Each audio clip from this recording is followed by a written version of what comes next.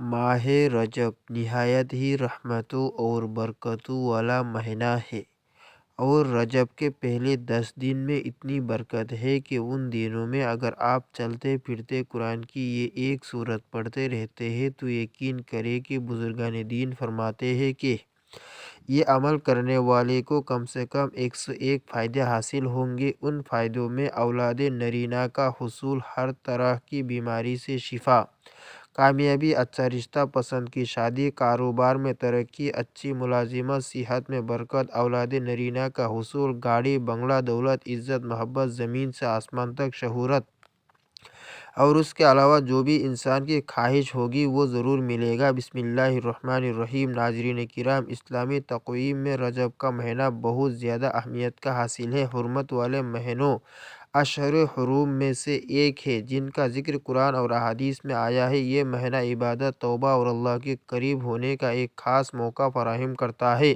رجب کی افادیت کو قرآن اور سنت اور اسلامی روایات کے روشنی میں بیان کیا جا سکتا ہے۔ رجب حرمت والا مہینہ ہے، اور رجب ان 4 مہینوں میں شامل ہے جنہیں اللہ تعالیٰ نے حرمت والے مہینے قرار دیا ہے۔ ان مہینوں میں گناہوں سے بچنے اور نیک اعمال میں اضافہ کرنے کی تاکید کی گئی ہے۔ قرآن مجید میں فرمایا گیا ہے، بے شک مہینوں کی تعداد اللہ کے نزدیک 12 ہے، ان میں سے 4 حرمت والے ہیں۔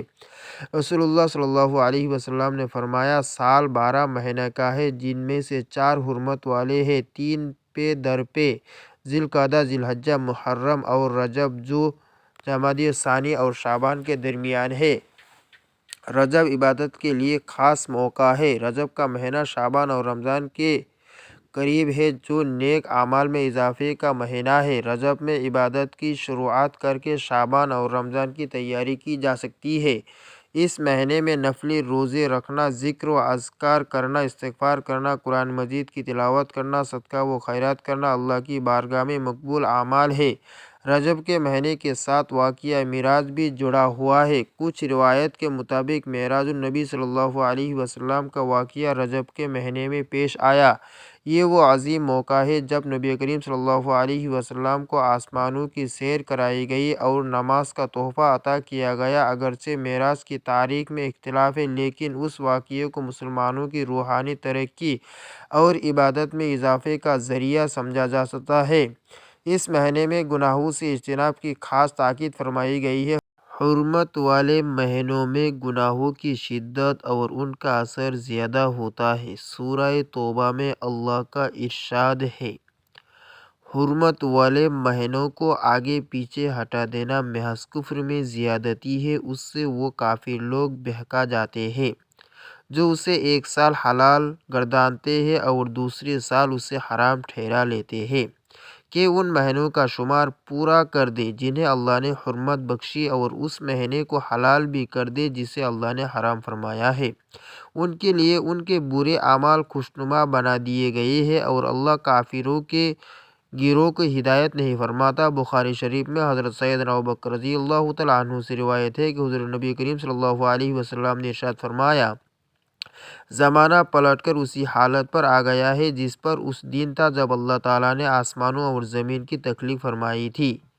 سال 12 مہینے کا ہے، ان میں سے 4 مہینے حرمت والے ہیں، 3 مہینے ذی القعدہ، ذی الحجہ اور محرم تو مسلسل ہے، اور چوتھا مہینہ رجب مضر ہے جس کا قبیلہ مضر کے لوگ بڑا احترام کرتے تھے، اور یہ جمادی الاخر اور شعبان کے درمیان میں ہے، اور یہ حدیث متفق علیہ ہے۔ مسلم اور احمد کی حدیث ہے، عثمان بن حکیم انصاری رضی اللہ تعالیٰ عنہ بیان کرتے ہیں کہ میں نے رجب کے مہینے میں ہی حضرت سعید ابن جبیر رضی اللہ تعالیٰ عنہ سے ماہ رجب کے روزوں کے بارے میں پوچھا۔ انہوں نے کہا کہ میں نے حضرت سیدنا ابن عباس رضی اللہ تعالیٰ عنہما کو سنا ہے کہ رسول اللہ صلی اللہ علیہ وسلم جب روزے رکھتے تو ہم یہ کہتے کہ آپ روزے نہیں چھوڑیں گے، اور جب آپ صلی اللہ علیہ وسلم روزے چھوڑتے تو ہم یہ کہتے کہ آپ روزے نہیں رکھیں گے۔ اسے امام مسلم اور احمد نے روایت کیا ہے۔ حضرت سیدنا ابو ہریرہ رضی اللہ تعالیٰ عنہ سے مروی ہے کہ رسول اللہ صلی اللہ علیہ وسلم نے رمضان المبارک کے علاوہ کسی ماہ کے روزے پورے نہیں رکھے سوائے رجب اور شعبان کے۔ اس سے امام طبرانی نے روایت کیا ہے۔ حضرت انس بن مالک رضی اللہ تعالیٰ عنہ فرماتے ہیں کہ جب ماہ رجب کا آغاز ہوتا تو حضور نبی کریم صلی اللہ علیہ وسلم دعا کرتے، اے اللہ ہمیں رجب اور شعبان میں برکت عطا فرما اور ہمارے لیے رمضان میں بھی برکت عطا فرما۔ اور آپ صلی اللہ علیہ وسلم نے فرمایا کرتے تھے، جمعے کی رات قابل احترام ہے اور اس کا دن منور ہوتا ہے۔ اس سے امام احمد بن حنبل اور طبرانی نے روایت کیا ہے۔ حضرت انس بن مالک رضی اللہ تعالیٰ عنہ فرماتے ہیں کہ جب ماہ رجب کا آغاز ہوتا تو رسول اللہ صلی اللہ علیہ وسلم دعا کرتے، اے اللہ ہمیں رجب اور شعبان میں برکت عطا فرما اور ہمیں رمضان نصیب فرما۔ اسے امام طبرانی، بہقی اور ابو نعیم نے روایت کیا ہے۔ حضرت ابراہیم نخعی رحمۃ اللہ علیہ نے فرمایا ہے، بے شک رجب اللہ تعالیٰ کا مہینہ ہے۔ اسی ماہ میں اللہ تعالیٰ نے حضرت نوح علیہ السلام کو کشتی میں سوار کیا، پھر حضرت نوح علیہ السلام نے روزہ رکھا اور آپ علیہ السلام نے اپنے ساتھیوں کو بھی روزہ رکھنے کا حکم دیا۔ اللہ تعالیٰ نے آپ کو ساتھیوں سمیت طوفان سے محفوظ رکھا اور زمین کو شرک اور دشمنان دین سے پاک کر دیا۔ اسے امام عبد القادر جیلانی رحمۃ اللہ علیہ نے بیان فرمایا ہے۔ حضرت ذوالنون مصری رحمۃ اللہ علیہ فرماتے ہیں، رجب آفات کو ترک کرنے کا مہینہ ہے، شعبان عبادت کے استعمال کا اور رمضان کرامات کے انتظار کا مہینہ ہے۔ جس نے آفات کو ترک نہ کیا، عبادت سے تعلق نہ جوڑا اور کرامات کے انتظار نہ کیا، وہ اہل باطل سے ہے۔ اسے امام عبد القادر جیلانی رحمۃ اللہ علیہ بیان فرمایا۔ آپ رضی اللہ تعالیٰ عنہ نے مزید فرمایا، رجب فصل بونے کا مہینہ ہے، شعبان پانی دینے کا اور رمضان فصل کاٹنے کا مہینہ ہے۔ ہر شخص جو بوتا ہے وہی کاٹتا ہے اور جو عمل کرتا ہے اسی کا بدلہ پاتا ہے۔ جس نے فصل کو ضائع کیا وہ کٹائی کے دن نادم ہوتا ہے اور اپنے گمان کے خلاف پاتا ہے اور برے انجام کو دیکھتا ہے۔ اسے امام عبد القادر جیلانی رحمۃ اللہ علیہ نے بیان فرمایا ہے۔ انہوں نے یہ بھی فرمایا ہے کہ ماہ رجب ہوا کی مانند ہے، شعبان بادل کی مانند اور رمضان بارش کی مانند ہے۔ اسے امام ابن رجب الحنبلی نے بیان کیا ہے۔ امام قیس بن عباد نے رجب کے 10ویں دن کے بارے میں فرمایا، اللہ تعالیٰ جسے لکھے ہوئے کو چاہے مٹا دیتا ہے اور جسے چاہتا ہے ثبت فرما دیتا ہے۔ اسے علامہ ابن جوزی بیان کیا ہے، جبکہ بعض علماء نے کہا ہے کہ سال درخت کی مثل ہے۔ ماہ رجب اس درخت کے ہریالی کے دن ہے، شعبان اس کے پھلنے پھولنے کے دن ہے اور رمضان اس کے کاٹنے کے دن ہے۔ اس کو کاٹنے والے مومن ہوتے ہیں۔ جس شخص نے اپنے نامہ اعمال کو گناہوں سے سیاہ کر لیا ہو، اس کے لیے یہ اچھا موقع ہے کہ وہ اس مہینے میں توبہ کے ذریعے اسے سفیدی میں بدل دے، اور جس نے سرکشی میں اپنی عمر کو ضائع کر دیا ہو وہ اس ماہ کو اپنے بقیہ عمر کے لیے غنیمت سمجھے۔ اسے ابن رجب الحنبلی رحمۃ اللہ علیہ نے بیان کیا ہے۔ ان تمام آیات، احادیث اور روایت سے معلوم ہوا کہ ماہ رجب اپنے گناہوں سے معافی طلب کرنے، اللہ کو راضی کرنے اور اپنی زندگی کو بدلنے والا ماہ مبارک ہے۔ اور یہ بھی معلوم ہوا کہ یوں تو پورا مہینہ ہی نہایت ہی برکتوں والا ہے، لیکن اس مہینے کے پہلے 10 دن خصوصی فضائل اور برکات کے حامل ہے۔ ان دونوں میں خاص الخاص عبادت کا اہتمام کرنا چاہیے۔ اس حوالے سے قرآن کی ایک ایسی صورت مبارکہ پیش کر رہے ہیں کہ جس کو چلتے پھرتے رجب کے پہلے عشرے میں پڑھتے رہے تو اس کے فائدے اور امداد بے شمار ہے۔ اسلام کے بنیادی عقائد میں سے سب سے پہلا اور اہم نظریہ عقیدہ توحید ہے۔ توحید تمام عقائد کی ابتدا اور جڑ ہے۔ جس طرح درخت کا وجود شاخ سے نہیں بلکہ جڑ کی وجہ سے باقی رہتا ہے، اسی طرح عقیدہ توحید پر ایمان کے بغیر کوئی شخص مسلمان نہیں ہو سکتا۔ جو لوگ ایک سے زائد خدا ہونے کے قائل ہیں، اللہ پاک نے ان کے کفر کا صاف اعلان فرمایا ہے۔ چنانچہ ارشاد باری ہے، بے شک کافر ہے وہ جو کہتے ہیں اللہ 3 خداؤں کا تیسرا ہے اور خدا تو نہیں مگر ایک خدا، اور اگر اپنی بات سے باز نہ آئے تو جو ان میں کافر مریں گے ان کے ضرور دردناک عذاب پہنچے گا۔ عقیدہ توحید انسان کے تمام تر اعمال، اخلاص اور اخلاق حسنہ کی قبولیت کا پہلا ذریعہ ہے۔ قرآن پاک میں عقیدہ توحید کا انکار کرنے والوں کے اعمال کو اس راکھ کی طرح بتایا گیا ہے کہ جسے ہوا کے جھونکے اڑا اڑا کر بے نام و نشان کر دے۔ چنانچہ اللہ پاک کا فرمان ہے، اپنے رب کا انکار کرنے والوں کے اعمال راکھ کی طرح ہوں گے، جس پر آندھی کے دن میں تیز طوفان آ جائے تو وہ اپنی کمائیوں میں سے کسی شے پر بھی قادر نہ رہے۔ یہی دور کی گمراہی ہے۔ عقیدہ توحید کی اہمیت کا اندازہ اس بات سے بھی لگایا جا سکتا ہے کہ تمام آسمانی ادیان کی بنیاد توحید پر ہے۔ اللہ پاک نے ہر نبی و رسول کو یہی پیغام دے کر بھیجا۔ ارشاد باری ہے، اور ہم نے تم سے پہلے کوئی رسول نہ بھیجا مگر یہ کہ ہم اس کی طرف وحی فرماتے کہ میرے سوا کوئی معبود نہیں، تو مجھی کو پوجو۔ توحید کا معنی ہے اللہ کریم کی ذات پاک کو اس کی ذات اور صفات میں شرک سے پاک ماننا، یعنی جیسا اللہ ہے ویسا ہم کسی اور کو اللہ نہ مانیں۔ اگر کوئی اللہ پاک کے ہوتے ہوئے کسی دوسرے کو اللہ تصور کرتا ہے تو وہ ذات میں شرک کرتا ہے۔ علم، سمع، بصر وغیرہ اللہ پاک کی صفات ہے، ان صفات میں کسی دوسرے کو شریک ٹھہرانے والا مشرک ہے۔ حضرت علامہ ابراہیم بن محمود بجوری رحمۃ اللہ علیہ فرماتے ہیں، اللہ پاک اپنی ذات اور صفات میں تنہا واحد ہے، یعنی ذات اور صفات میں اس کو کوئی نظیر نہیں۔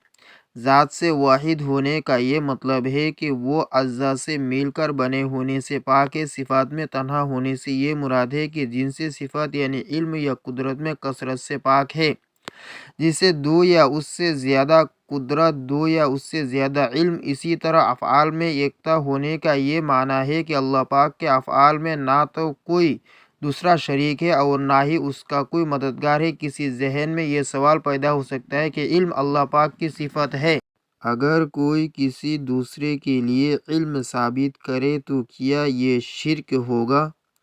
سمیع اور بصیر اللہ پاک کی صفات ہے، اگر کسی دوسرے کے لیے سننے اور دیکھنے کی صفات تسلیم کی جائے تو کیا یہ بھی شرک ہوگا؟ اسی طرح اللہ پاک کے لیے صفت حیات ثابت ہے، اگر کسی دوسرے کو حیات یعنی زندہ کہا جائے تو کیا یہ کہنے والا مشرک ہو جائے گا؟ تو جواب یہ ہے کہ اللہ پاک کی حیات پر تو سب کا ایمان ہے اور وہ تمام جنہیں اللہ پاک نے صفت حیات عطا فرمائی اس صفت کے حامل ہے۔ ہم نے اپنے لیے بھی حیات کی صفت کو جانا اور اللہ پاک کے لیے بھی صفت حیات کو مانا۔ اس کی وجہ یہ ہے کہ جو حیات ہم اللہ پاک کے لیے مانتے ہیں وہ حیات نہ ہم اپنے لیے مانتے ہیں اور نہ کسی اور کے لیے، کیونکہ اللہ پاک ہمیں زندگی دینے والا ہے، اللہ پاک کو کوئی حیات دینے والا نہیں۔ ہماری حیات عارضی ہے، اس کی دی ہوئی، جبکہ اللہ پاک کی حیات عارضی نہیں، عطائی اور محدود بھی نہیں۔ اللہ پاک کی حیات باقی ہے اور ہماری محدود اور فانی ہے، تو شرک ختم ہو گیا۔ یہی تصور تمام مسائل میں پیش کرتے چلے جائیے، بات واضح ہو جاتی ہے۔ ایک خدا بس تنہا ہے۔ جب ایک شہر میں دو بادشاہ نہیں ہو سکتے، کیونکہ ان میں سے ہر ایک دوسرے پر اپنی برتری اور اپنا غلبہ پسند کرتا ہے، کیونکہ متبادل بادشاہ اور حاکم ایسا ہی چاہتے ہیں، تو یہ عالم یعنی کائنات جو ایک شہر کی مانند ہے کیسے دو خداؤں کے تحت ہو سکتا ہے؟ لہٰذا یہ ممکن ہی نہیں کہ اس عالم کے لیے دو معبود ہو۔ تمام عالمین کا ایک ہی معبود ہے اور وہ اللہ پاک کی ذات ہے۔ اس کی جانب قرآن پاک میں یوں ارشاد فرمایا گیا، اللہ پاک نے کوئی بچہ اختیار نہ کیا اور نہ اس کے ساتھ کوئی دوسرا خدا۔ یوں ہوتا تو ہر خدا اپنی مخلوق کے لیے جاتا اور ضرور ایک دوسرے پر اپنی تعالی یعنی بڑائی چاہتا۔ پاکی ہے اللہ کو ان باتوں پر جو یہ بتاتے ہیں۔ ایک اور مقام پر یوں ارشاد فرمایا، اور اللہ نے فرمایا دو خدا نہ ٹھہراؤ، وہ تو ایک ہی معبود ہے، تو مجھی سے ڈرو۔ قرآن پاک کی نہایت ہی مختصر صورت مبارکہ ہے جو اللہ کی وحدانیت، اس کی بزرگی اور بڑائی کو بیان کرتی ہے۔ سورۃ الاخلاص یا سورۃ التوحید قرآن مجید کی ایک عظیم سورت ہے جس میں توحید باری تعالیٰ کا جامع اور مختصر بیان ہے۔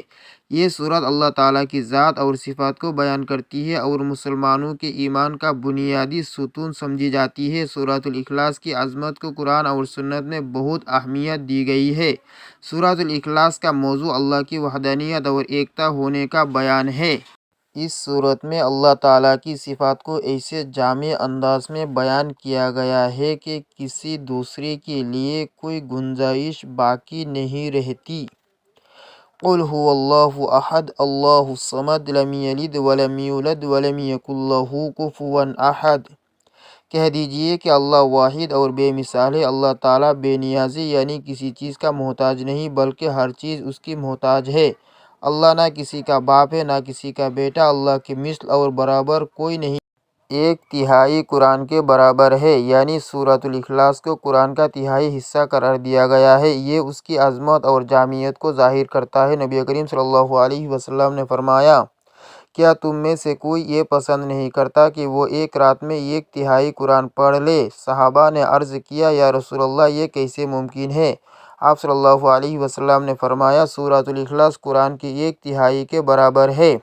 جنت کی بشارت۔ سورۃ الاخلاص کو محبت اور دل کی گہرائی سے پڑھنے والے کے لیے جنت کی بشارت دی گئی ہے۔ رسول اللہ صلی اللہ علیہ وسلم نے ایک صحابی کے بارے میں فرمایا، ان سے کہو کہ اللہ سے محبت رکھنے کی وجہ سے اللہ نے ان کے لیے جنت واجب کر دی ہے۔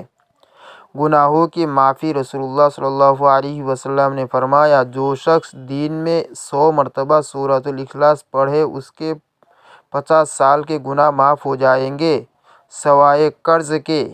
اللہ کی محبت۔ نبی اکرم صلی اللہ علیہ وسلم نے فرمایا، جو شخص سورۃ الاخلاص کو محبت کے ساتھ پڑھتا ہے، اللہ بھی اس سے محبت کرتا ہے۔ ایمان کی سلامتی۔ رسول اللہ صلی اللہ علیہ وسلم نے فرمایا، جو شخص صبح اور شام 3 مرتبہ سورۃ الاخلاص پڑھے، اللہ اسے موت کے وقت ایمان کی حفاظت عطا فرمائے۔ شفا۔ نبی کریم صلی اللہ علیہ وسلم نے فرمایا، جب تم میں سے کسی کو کوئی تکلیف ہو تو سورۃ الاخلاص، سورۃ الفلق اور سورۃ الناس کو 3 بار پڑھ کر اپنے جسم پر پھونک دے، شیطان سے بچاؤ۔ رسول اللہ صلی اللہ علیہ وسلم نے فرمایا، رات کو سونے سے پہلے سورۃ الاخلاص، سورۃ الفلق اور سورۃ الناس کو 3 بار پڑھو، یہ تمہیں شیطان سے محفوظ رکھے گی۔ رزق میں برکت۔ سورۃ الاخلاص کو روزانہ پڑھنے سے رزق میں برکت اور زندگی میں آسانی پیدا ہوتی ہے۔ یہ مومن کے لیے دنیاوی اور اخروی کامیابی کا ذریعہ بنتی ہے۔ سورۃ الاخلاص اللہ کی وحدانیت کا بہترین بیان ہے۔ یہ سورت ایمان کی بنیاد، دعا کا ذریعہ اور جنت کا راستہ ہے۔ اللہ تعالی ہمیں سورۃ الاخلاص کی برکت نصیب فرمائے اور اس کے ذریعے ہماری ایمان کو مضبوط کرے۔ آمین یا رب العالمین۔ جزاک اللہ خیرا کثیرا۔ اللہ ہم سب کا حامی و ناصر ہو۔